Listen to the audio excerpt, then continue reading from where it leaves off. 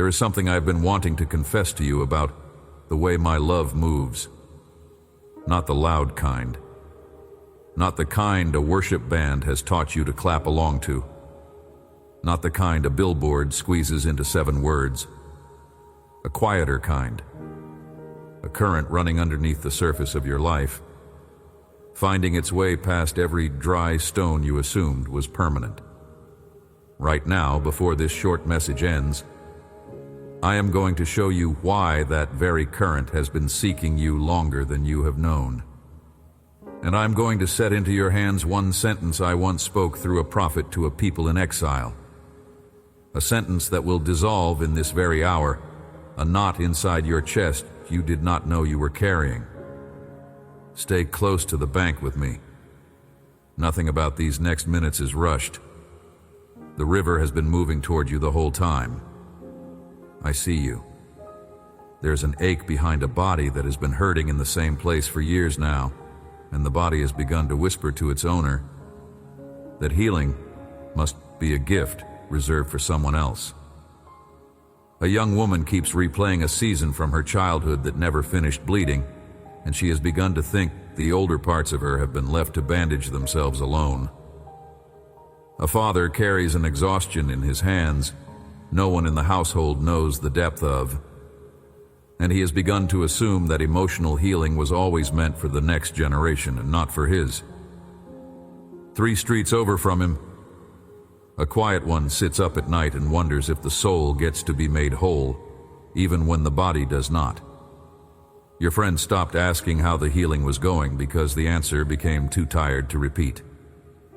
Your morning prayer for restoration has shortened, not because you stopped wanting it, but because asking the same ask one more time has begun to feel like reaching into a stream that keeps slipping through your fingers.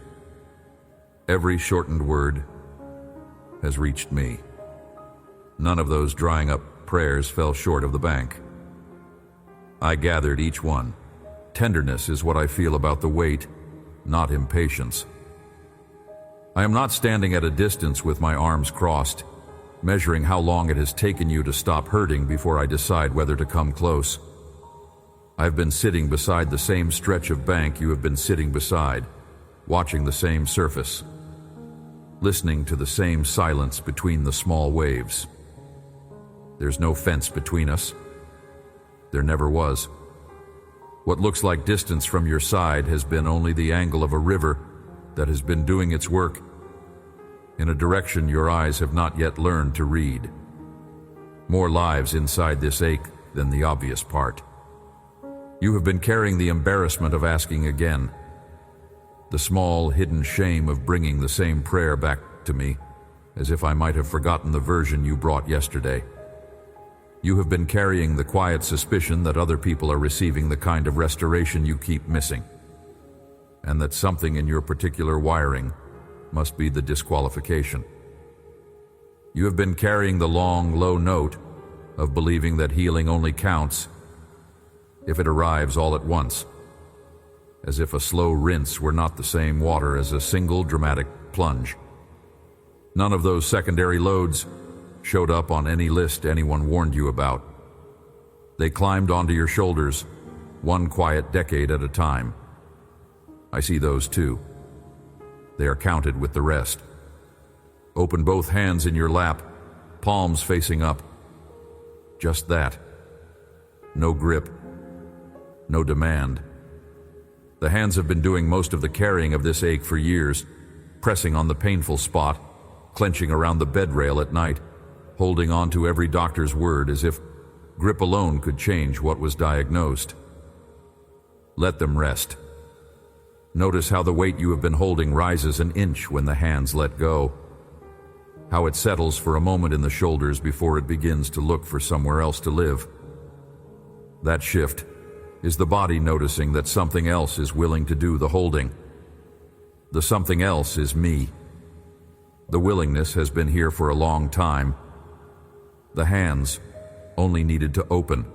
This fear of being unhealable was not assembled inside you all on your own. It arrived the first morning a parent told you to stop crying because crying was inconvenient. and your young soul agreed that the wound underneath the crying must therefore not be allowed to surface. It arrived the season a doctor used a word over your body that you did not have the framework to dispute, and the word lodged itself in your tissues like a small, permanent tenant. It arrived the night a religious teacher told you, with the best intentions, that some sufferings are meant to stay for the discipline of the soul, and your tired heart took that to mean your particular suffering was the one I had chosen not to touch. It arrived in a marriage where the asking for tenderness was met often enough with sighs that you stopped reaching toward the place where tenderness used to live. Every one of those moments left a small line of silt on the inside of the channel where my love was always meant to flow. None of those silt layers were placed there by me. A few of the hands that placed them loved you sincerely and were forwarding what had been deposited in them. Other hands placed the silt on purpose, because a quiet, tired believer is easier to control than a soaked, flowing one. Either way, the layers are real. Either way, the channel narrowed. And either way, the river has not stopped. It has only been routed around an interior it would very much rather pass through, gently, dissolving silt as it goes. Somewhere along the way, you were taught that my love is a one-time event. The day you said yes, the morning the prayer was prayed. The hour the lights came up at the front of the room.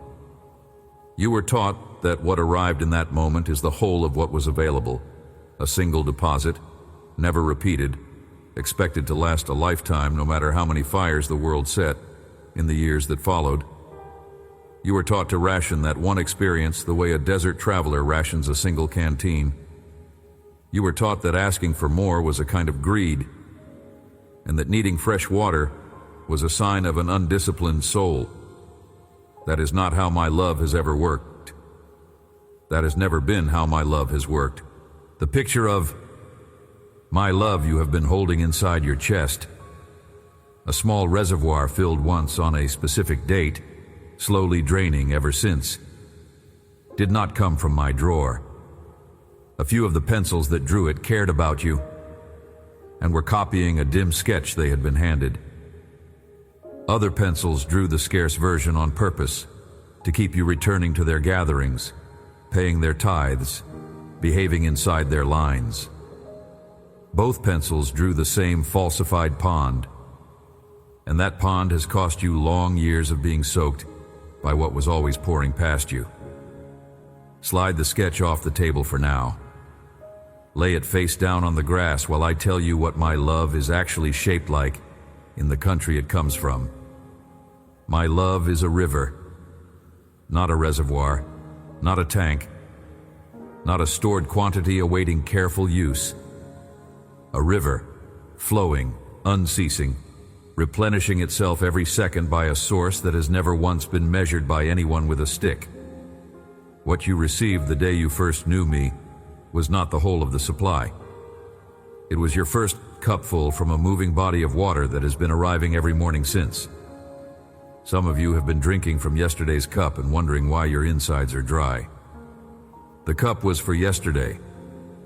There is fresh water in the channel right now, and the channel runs past your foot at this exact moment.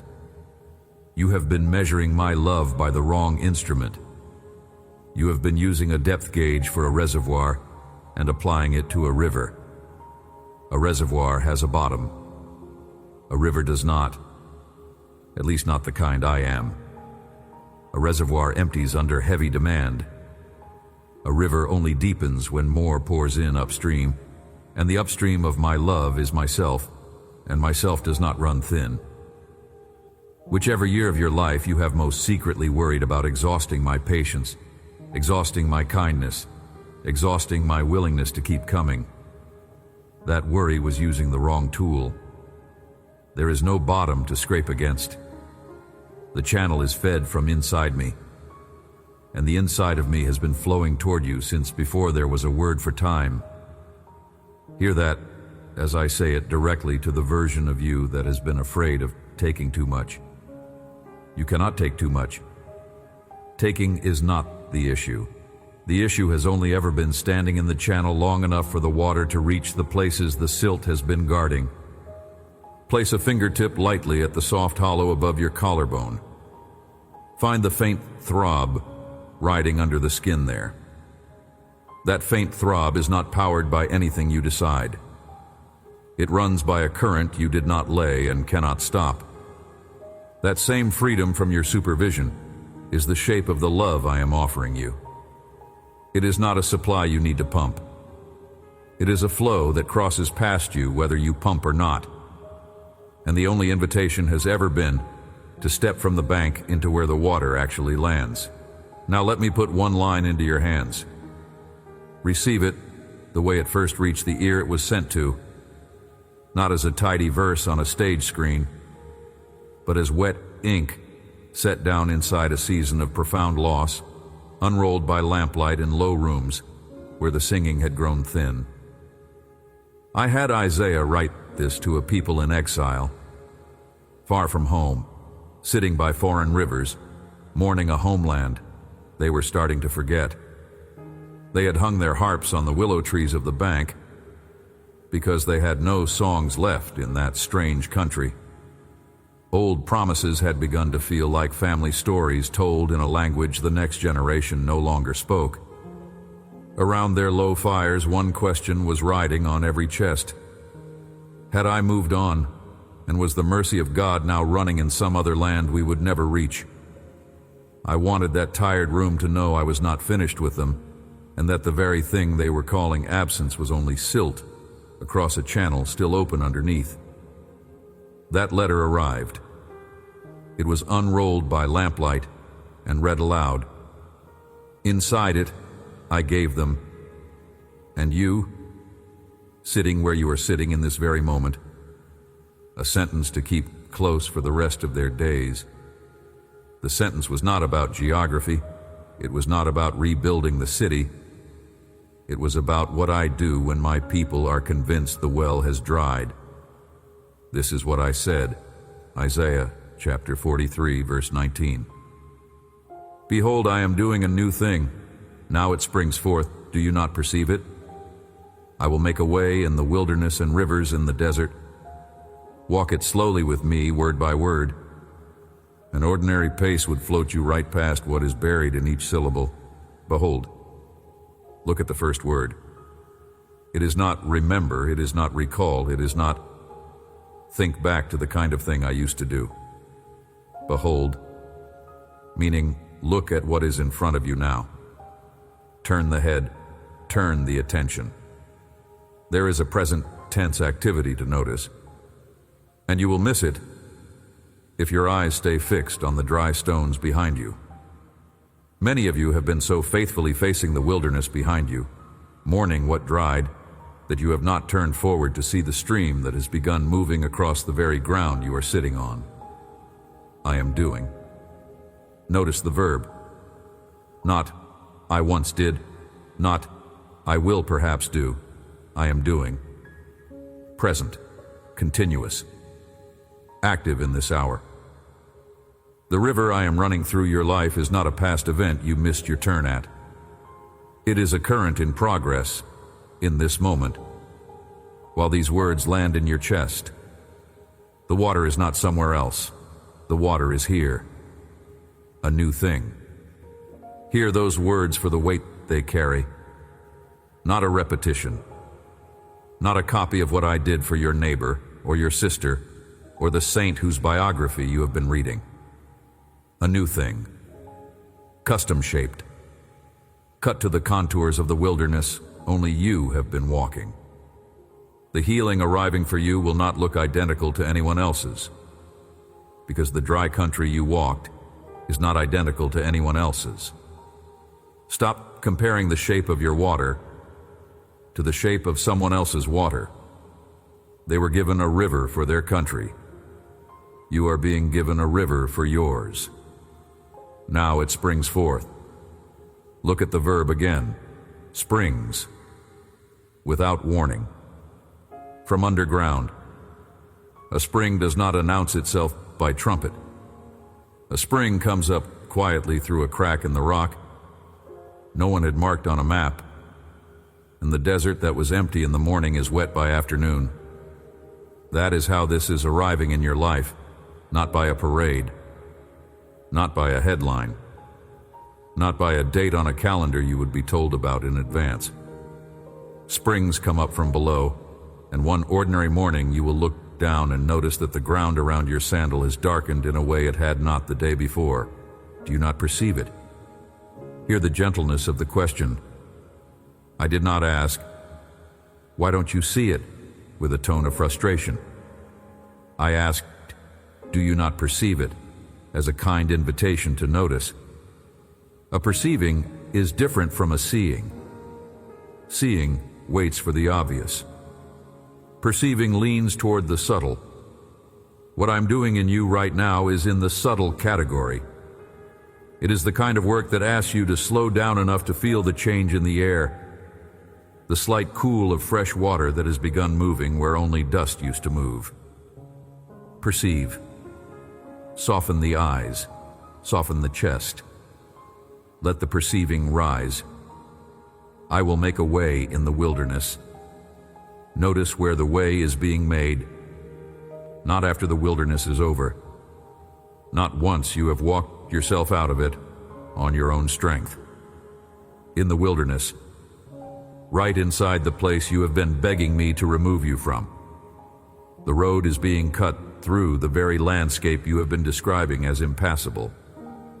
You do not have to leave the wilderness to enter the way. The way has been entering the wilderness on your behalf. Rivers in the desert. The last line. The most impossible thing the original hearer could have imagined. Water multiplying in a place engineered against water. Yet here is what I have always done.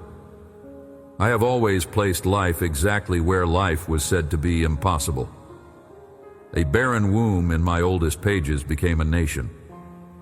A dry valley of bones became a standing army. A sealed tomb became the gateway to a kingdom. And a desert inside you that you have come to call your permanent condition is the place where I am making rivers right now, by the same hand that did all the other unlikely things. As I once said elsewhere, the river of life flows from my throne, clear as crystal, healing the nations on both banks. Let that quiet promise sit beside the line Isaiah just put in your hands. The source of the water reaching your wilderness is not local. It does not depend on the weather of your particular country. It comes from a throne above all weather, runs through the chambers of my own dwelling, and arrives at the dry place inside you with the freshness of the source still on it. Whatever is dry in you is being touched by water that has not yet been touched by anyone else's hands. It is yours. It is first water. Return for a breath to the confession I began with at the opening of these words. I told you, there was something I had been wanting to tell you about how my love moves. Not loud, but a current running underneath every dry stone you assumed was permanent. Here now is the rest of the confession. That current has been heading specifically toward you the entire time you have been wondering whether you had been forgotten. The route it is taking through your wilderness is being shaped to the very contours of the dry country only you have walked. The new thing I am doing in you is not on a delay. It is springing up, quietly, beneath the sandal of the foot you have been worrying about most. The reason your eyes have not yet been able to read it is that you have been looking for a flood, and I have been sending a spring. Floods announce themselves. Springs are recognized only by those who slow enough to feel the change in the ground. Here, then, is one small thing to tuck into the next stretch of ordinary days. When the old verdict rises in you, the verdict that the dry country inside is permanent, that the silt in the channel cannot dissolve, that the stream belongs to other believers and not to you. Stop where you are and put one quiet test to your own gaze. Have I been studying the wilderness or hunting for the spring? That is the whole tool. It is not theological. It is directional. An eye trained on dryness only sees what already dried. An eye that turns even a quarter inch toward the source begins to perceive the moving. The spring is there. It has been there. The only motion needed is the quarter-inch turn. If energy is left for a second movement, add this. Once you have asked the question and turned your gaze, lean closer to listen. The way someone leans over a stream to hear it move beneath rocks where the surface looks still. Many of you will read the absence of sound as the absence of water. Water sounds different under silt than it does in open air. Lean closer. Quiet the other rooms. The current is there. The listening is itself the recognition.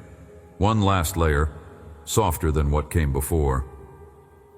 When you notice a small unmerited mercy across your week, a moment of calm that arrived without warning, a friend who reached out at the exact hour the loneliness was loudest, a body pain that loosened a notch for reasons no medicine explained. Refuse the temptation to call it coincidence. Let yourself whisper it in whatever volume the room allows. The river is reaching. That short line is a whole posture. It teaches the eye to recognize the early signs of a healing that does not come in one dramatic plunge, but in steady, patient soakings the body learns to feel only over time. Exhale longer than you inhaled, just for one slow round. Short in, longer out, no pushing. Then again, even slower. The body learns more from a stretched out breath than from any well-crafted instruction. Your nervous system has been operating on cramped inhales for years, bracing, holding, gripping.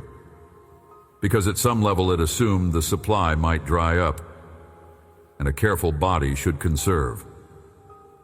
A drawn-out exhale tells the body the supply is not under threat. A drawn-out exhale tells the chest the source has been running the whole time. The channel is open. The silt is dissolving on its own quiet schedule. A stretched-out exhale is the briefest trust prayer your body can speak, and it reaches my throne with the same fullness any articulate prayer ever has. If any line of this is reaching the dry corner, you keep private. Leave the word river in the comments. Not as a tagline, but as a small stake driven into a bank you have finally let yourself name. Up in the pinned spot just above, 7 short letters already wait. One to meet you on each of the coming 7 mornings. Drop to your inbox at the instant. A quiet yes opens the door. Take them. For the one of you whose body has been hurting in the same place for so long that the body itself has begun to lose hope. Hear me. A river does not pour over a body in one moment. A river soaks a body over time, the way bedrock softens under decades of patient water, until what looked carved in stone finally yields. The healing I am working in you may not arrive on the schedule the doctors hope for. Yet the current is moving across the place that hurts in this very hour. Some of the healing is in the cells you cannot photograph. Some is in the inner room, where fear had lived as furniture and is now being rearranged. Receive the gift, even when the body does not yet register it. The body is the slower student. The soul is being washed first. To the one carrying a wound from childhood that you assumed was too old to heal, hear this also. A river does not check the age of the stone it dissolves. It simply keeps moving. The wound you absorbed at 5 years of age is being touched by water in this hour. The same water that touches a wound absorbed last week. Age of the wound is not the qualification. The current is the qualification. And the current is here. You do not have to drag the old wound up to the surface yourself. The river finds it underneath where you laid it. Stand under. The water knows the route to every silt line in you, including the ones you have forgotten the name of. A word also for those of you who were taught that emotional healing belongs to the soft, physical healing belongs to the holy, and spiritual healing belongs to the disciplined. Hear me clearly. The river touches all three. They are not separate accounts at separate banks. They are one country, one current, one source. The same water that softens the silt of your old grief is the water that loosens the knot in your shoulder, is the water that quiets the small voice of doubt in the back of your prayer. Stop apportioning the river. Receive it whole. The healing that arrives in one chamber of you reaches the others through underground channels.